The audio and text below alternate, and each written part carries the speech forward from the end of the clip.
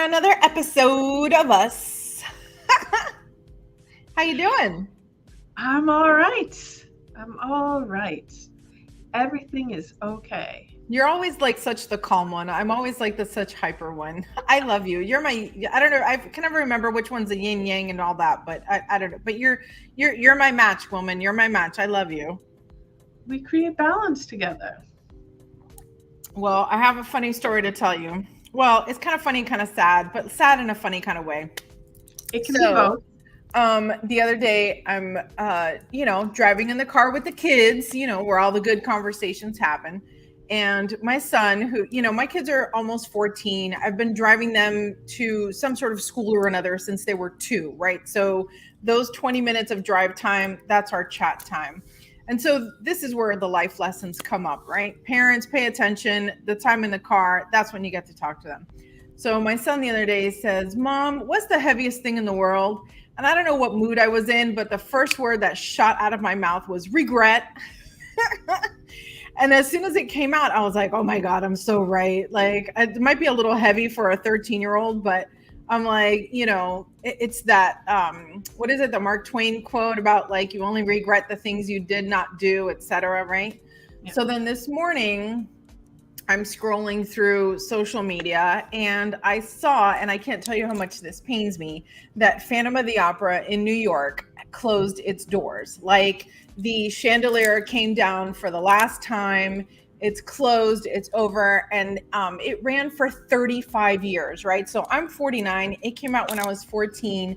I have seen local productions here in South Florida numerous times. Like, I don't even know how many, right? I've seen a ton of different productions, but I never got to go to the one in New York. And when I tell you that, like, my voice is gonna crack because I am so sad that I never got to see the one like in the actual theater made for it, like on Broadway. And I kept on thinking, like, next year, any minute, oh, now I'm following my career. Now I'm having a kid. Now I'm this, now I'm that, right? And so I don't know how, honest to God, but 35 fucking years have passed and now it's closed. And I'm like, and why, social media gurus? I hope Siri is listening and Mark Zuckerberg is listening. But like, can you tell me that this is coming like a year ago? Like, why am I getting the news that it's over? You should have told me a year ago, like, hey, Graciela, get your shit together. We've been out for 35 years and it's about to close, so you better hurry up. You know what I mean? So anyway, I cannot even tell you how sad I am today about that. And it's a lesson so that next time you don't wait. Oh, for sure. The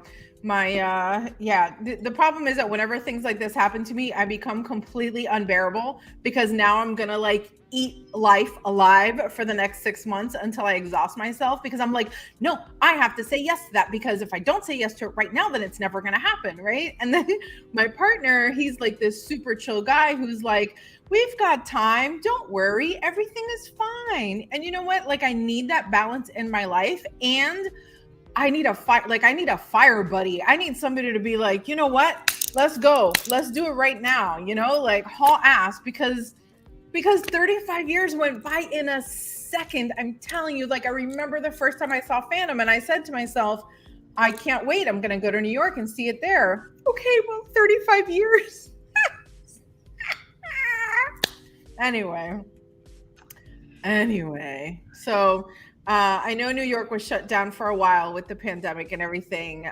Presuming everything's back up and open, maybe our next guest can tell us how things are looking up there because I have not been in years. And now, of course, I'm like, what am I missing now? What am I missing? Yeah, New York is hard for me because my first and only trip to New York was when I learned that my mom was in the beginning stages of dementia. And I'm so happy and feel so blessed that she and I had that weekend together in New York, and we went and saw Wicked, we went and saw Hairspray.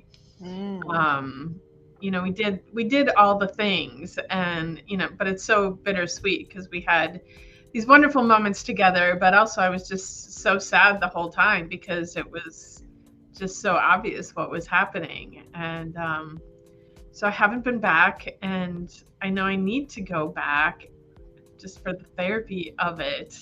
I did have to, and maybe we talked about this on a podcast that was closer.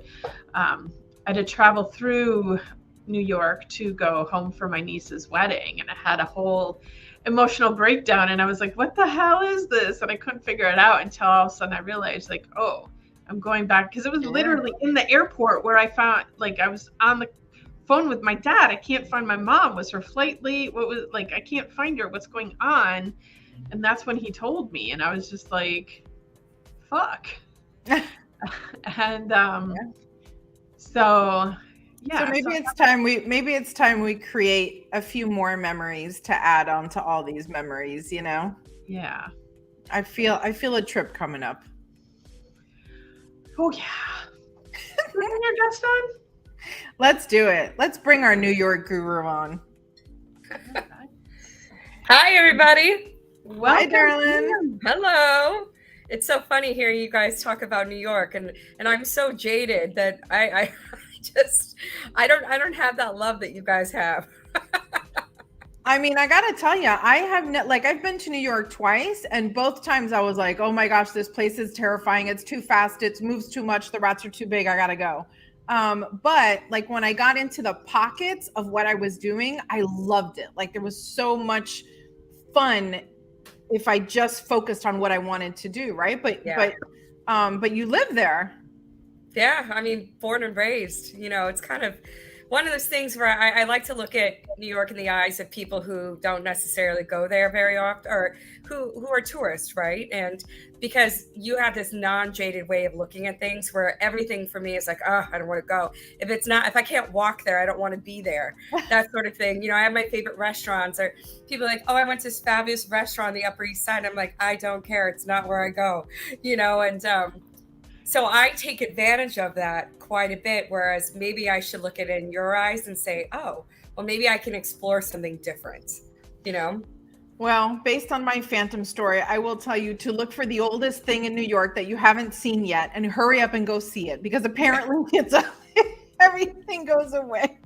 It does. You know, it's funny. I heard you talk about a Mark Twain quote, and one of my favorite quotes is one that's very similar to that, but Abraham Lincoln said it, and he said, never regret the things you've done, only things you failed to try. And I kind of live by that quote because it's the truth. That's right. That's right. I love that. So can you give our audience the benefit of your introduction, who you are, what you do, and what keeps you passionate about what you do? Because what you do is not for the faint of heart. Thank you so much. So I'm Kim Sarni. I'm the Managing Director for South Florida Business and Wealth and Lifestyle Media. I've been in publishing for 25 years, and it's kind of one of those things where I fell into publishing. It wasn't something that I wanted to do growing up. It wasn't something I went to school for. It was one of those, my mentor actually, and I'll just give you a brief story because I think it's funny, and he's still my mentor today. So 25 years ago, I was working at AOL, and our particular group actually founded the internet. So I worked for Mozilla, and the senior vice president there, his name is Phil, and keep in mind, he's still my mentor today. He came to me, I was his executive assistant for 2.5 years. And he said, Kim, I have to be honest, you are the worst assistant I've ever had. And I looked at him and I said, I do not disagree. I do not disagree. I know I'm terrible. And he goes, but I want to embrace all the things you're really good at. Like you're really good at talking to people and forming relationships and sales. And so I want to put you into like our sales group. And that's kind of was my foray into publishing and advertising. Wow. That's adorable. That is so hysterical. Instead of him looking at all the negative things and like being like, you're fired, he's like, no, you're actually good at some things. So let me just give you a chance. Well, it's still your specialty because I see you all over town. You are absolutely the busiest woman in Fort Lauderdale. I don't know how you do it. I don't even have to go to events anymore because I just watch your social media feed and I feel fulfilled. I'm like, that was a fun event. I'm so glad I went. But you get to do really amazing things and showcase a lot of businesses and a lot of really cool people. And you've been in South Florida now, like what, 3 years or something? Not No, even? just under 2 years. Under 2. Yeah. Yeah. It's great. I mean, I had, funny thing is when I moved here, I lived at the Riverside Hotel for 6 months when I moved here. Wow. And I didn't even have a house, so I was just kind of like Eloise at the plaza, like living my best life in a hotel. And I finally said, maybe I should get a condo. I think they're tired of me already. I might stay a while. Yeah. But I had never been to Fort Lauderdale before, much less Broward County. So, I've been to Miami 100 times for girls' weekends or whatnot. And when I stepped foot into Fort Lauderdale, I was like, I don't even know what I'm doing. I'm like 44 years old. Like, why am I moving cross country? Or not cross, why am I moving? Yeah. And but it's been a heck of a ride. So I'm grateful for every moment. That's cool. One thing we talk about a lot on the show is limiting beliefs and how they hold us back. What limiting beliefs did you have to let go of to get to where you are today? Hold on 1 second. I'm sorry. Shut it. Perfect. It's like, I'm like, my door is shut. Ask that one again, Juliet. Ask it again. I'm sorry. We'll decide whether to leave that in the final episode or not, because that was wonderful. That was real life. We always keep it real here. Yeah. Well, the question was, can you say it again? I'm sorry. What limiting belief did you need to let go of to get to where you are today? I think, everybody has insecurities. I especially have insecurities. Am I good enough for this? Am I saying the right things? Am I aligning myself with the right people? Am I even the best person for this job? And when I moved here, I was at my previous job for 4 years. I mean, I was killing it there. Just had a great time, huge bonuses, and to be able to say, oh, I'm just going to leave and move to a whole nother state, a whole nother city I'd never even stepped foot in. I had to really believe that there was something more there for me. And I had to, and keep in mind, my husband is still in New York. My kids are in college in upstate New York. My animals are still in New York. So I was literally leaving all of that and saying, okay, well, I'm just going to do this. And, whatever happens, happens. And so I really had to get over the fact that 1, I was doing that. And 2, it was going to be okay. And it's been great. So, I mean, I think it's just that matter of belief, right? You really have to take a look at what you're doing and why you're doing it and say, this is for the best. Yeah. And make it so, right? Because had you moved down here and said, this is terrible, it's a failure, and thrown yourself onto the bed, right? It would have been a failure, right? But you took the bull by the horns and you're out there doing your thing, and it has paid off in spades. I mean, I don't know about your personal success, but you certainly have guaranteed lots of other people's success. And to us, that's, to me, that's one of the, I don't know, the biggest things you can do with your life is to make other people's lives better, and how cool that you have a job that does that, Yeah. Thank you. Thank you so much. Yeah. I appreciate that. Well, it's important. I mean, I know social media, it's all fun and games, it's all drinks here and awards there. But at the end of the day, that's what you're doing, right? Is that you're impacting how someone else lives their life, I mean, that's our goal. I agree. And I think, social media is one of those weird things where, it's everybody is living their best life on social media. They don't really see the kind of the ins and outs and the things that we might struggle with. And I struggle all the time. And it's more like, oh my gosh, am I doing the right thing by my company? Am I doing the right thing by me? Am I doing the right thing by my friends? What about my colleagues? Or am I setting the right example? Should I be out at 4:00 in the morning at this bar? That sort of thing. So I think limits are what you make them, right? You should have no limits to what you want to do. Yeah. One of the things that we always talk about is having a library of really good books. And I don't know, well, you quoted Abraham Lincoln, so that was pretty lofty. That was pretty impressive. Are you a big reader? And if so, do you have a book that you'd like to recommend for our audience? I do. I'm a big reader, but if I read as many like self-help books as I do crime novels, then I think I'd be rich and famous. I am a terrible, like, I have like this whole library in the back of me, and I've read them and none of it sticks in my head. But if you were to say, hey, Kim, I need you to tell me what your favorite book by James Patterson is, I'm like, I could talk to you about it for an hour, right? It should be a movie. I know who's going to play in it. Like, I'm there. I love that. I've never met anyone that's like really into it. Like, that's so funny. Have you been doing that a long time? Like reading that my stuff? whole life. Like, Really? I watch all the crime. I'm also married a detective with the NYPD. He just retired.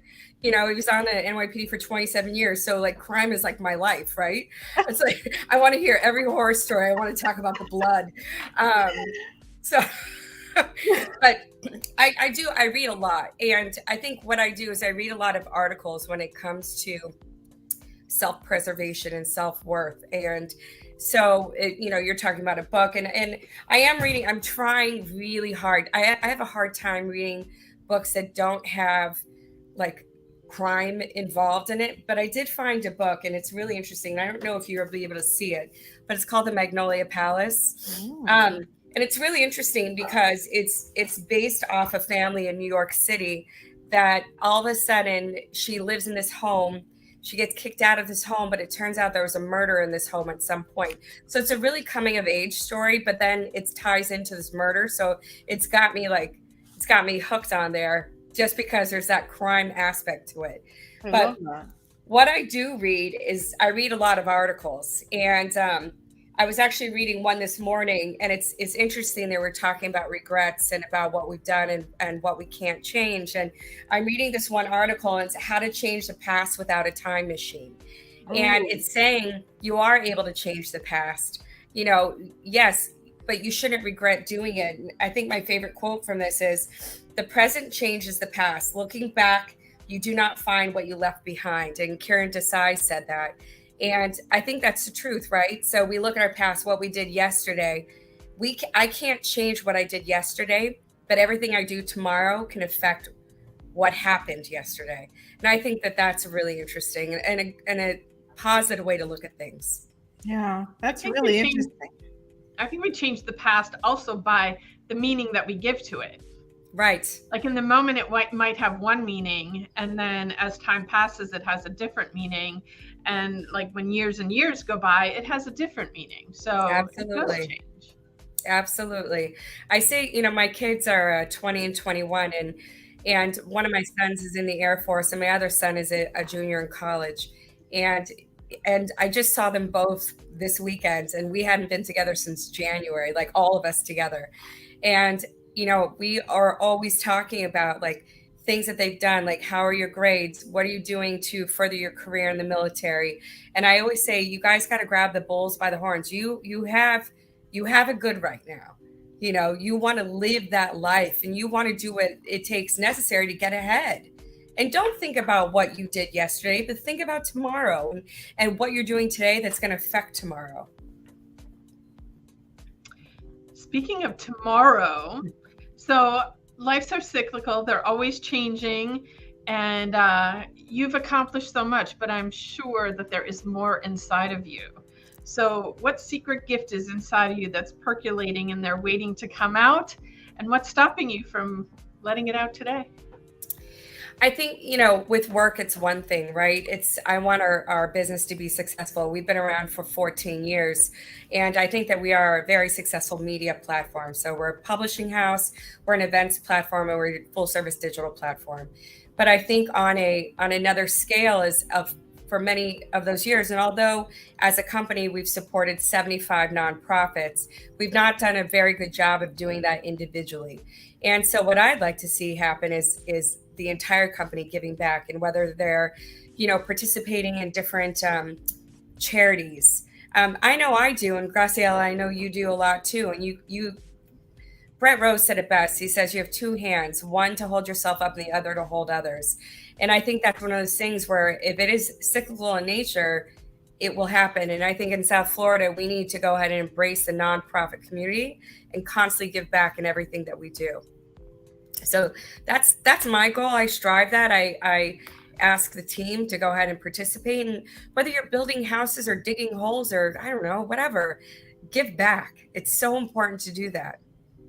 And sometimes, you know, in the world of giving, right, like it can be a lot of different things, right? Like you might think, oh, I don't have time to dig, or I don't have money to give, or I don't have, but honestly, sometimes literally just sharing like information about different nonprofits. I can't tell you how many times I've sat somewhere and I heard, I went to like an AFP luncheon, and they're giving an award to a nonprofit that I had never heard of. And I'm like, how did I not know about this? I know there's a million out there. And honestly, even if we're just talking about it, even if we're just sharing the mission, like so many people out there are like, oh, had I known that that existed, XYZ, you know, like lives would have been different, you know? Yeah. It makes a big difference.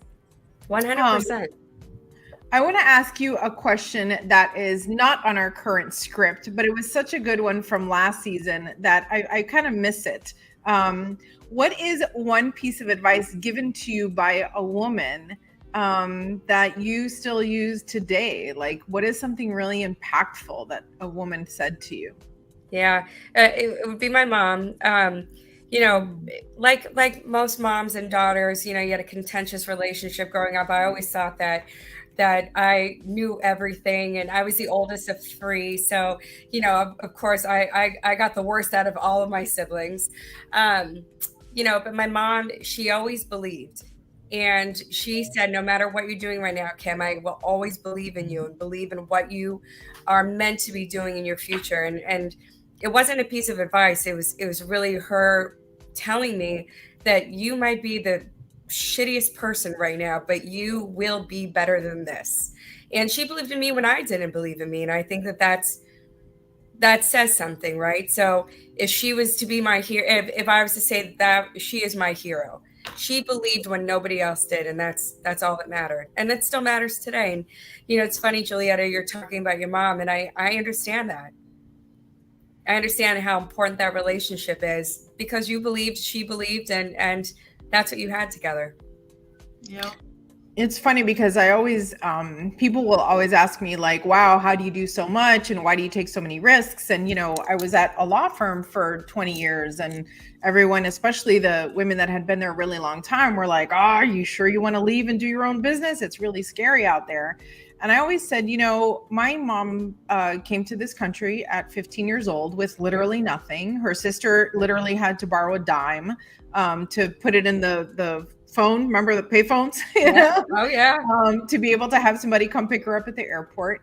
And that belief that you can do anything you set your mind to really has carried me through, right? Because I've always felt that no matter what, I'm never alone, right? Yeah. Like, even if you feel like you're alone, it's just a story that you're telling yourself because you're not, because there are people, right? Like, that's one of the missions that Julietta and I have for this community, is to realize that there is a community and there are people, and there are plenty of people that care, you know, and your only responsibility is to get out there and say hello, you know, and that's right. how you build a community, right? Because sometimes it's hard to believe in yourself, but as an outsider, like, it's so easy, Kim, for me to believe in you. Like, I see you, I see all the things that you do, you know, and everybody's got their doubts. Like, that's part of the human condition, right? But sometimes you need your buddy to be like, snap out of it, man. Like, you're good, you can do this, you know?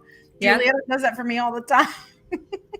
You know what I find is I found it so interesting, especially in the South Florida community. There's groups of women that really truly support each other and empower each other. And you hear that word empower or authenticity all the time and blah, blah, blah. It's all just word salad. That's what I call it, right? But when you do find a group of women, they truly do want to support you and lift you up and say, hey, I'm here for you. What can I do for you? And it's not because they want something from you. It's because they truly believe in your value. And I appreciate it more than in New York. And maybe that's part of my jadedness, right? It's I have a different edge being from New York. I don't trust anybody, but here I really trust people, and I will give everything I can for you.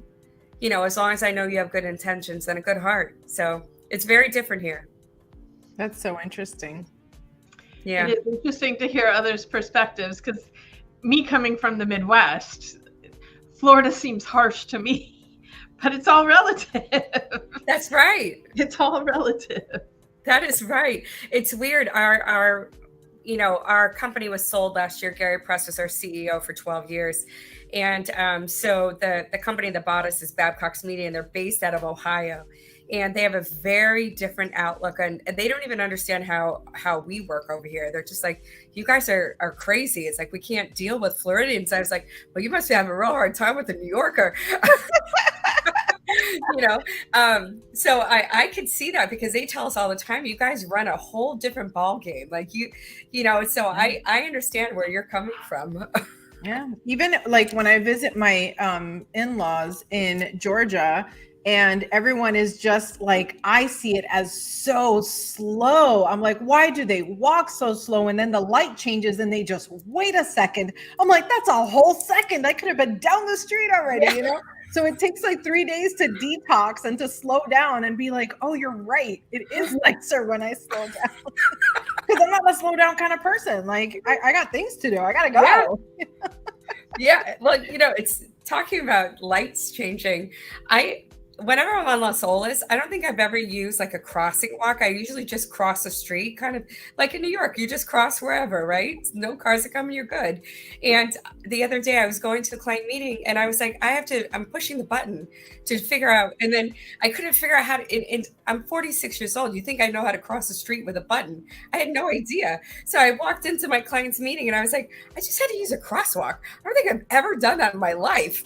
Like, I had to wait and breathe air for a minute. I wasn't sure what I was doing. I will tell you, for me, that was one of the gifts of the pandemic. The pandemic had the best and the worst of everything. And one of the things was forcing me to slow down. I sat in my backyard more than I have in the last 15 years during those. And I was only home like maybe 2 months, I think, before I went back to work.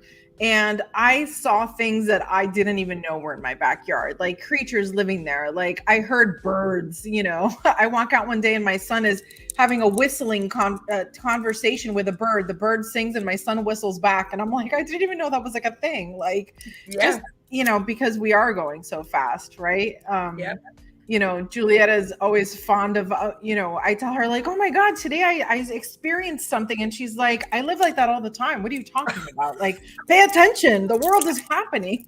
Like flowers smell, bees buzz, It was interesting. We were home for 1.5 years. So we had a harsh lockdown, right? And one of the things is my kids graduated high school that year. So in 2020, right? It's supposed to be a big year. It's real fun. And we had a big trip planned to Japan for them for graduation. And, obviously we couldn't go. And so I said, I got to get out of this state. Like I really had to leave. And so we rented this huge Escalade, and my niece flew down, and we actually did a stateside trip where we went from, we went to Gettysburg, because I'm a history buff. So I recited like the Gettysburg Address, like in Gettysburg, Pennsylvania. And then we drove up to my brother's in Pittsburgh. Then we went to across to upstate New York to like Lake Chautauqua, and we stayed there for 5 days and rented pontoon boats. And those are things we never would have done, because I'm so insisting on leaving the country that we actually did something stateside.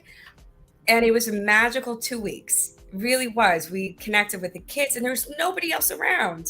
Yeah. So it was not only very inexpensive, right? But it was so like incredibly amazing just to be together and to do things we wouldn't have done. So there's almost some silver lining in that entire mess. For sure. Absolutely. All right. Well, it's almost time for us to wrap up. But what we'd like to know, I know, time flies when you're having fun. Wow. But what's a parting gift that you would like to share with our audience? I think my parting gift would be is, everything you do it with open arms, right? And it's weird because I always feel like I have this little devil New Yorker on my shoulder where it's like, I go back to New York and I just like want to like, rawr. And then I have this little angel Floridian on my other shoulder that's like, no, Kim, help that person. and and it's only in New York that they fight with each other. When I'm in Florida, I want to help. And I think my parting gift would be, go into things with open arms, right? You can't go with like a closed mind and a closed heart. You really have to go and embrace everything and everybody that's around you. I've not encountered one person that's been mean to me intentionally, and I never would. I wouldn't allow that. So if you just go in with open arms and an open heart, things will open up for you. That's beautiful. You're the best. You're the best. I've loved having you on, Kim. Thank you so much for hanging out with us, for giving us this time, and to whoever you kicked out of your office. Sorry about that. Thank you, ladies. I truly appreciate it. They're doing it again. I truly appreciate it from the bottom of my heart. All right, honey. Have a wonderful day. Thank you. Bye. Bye, everyone.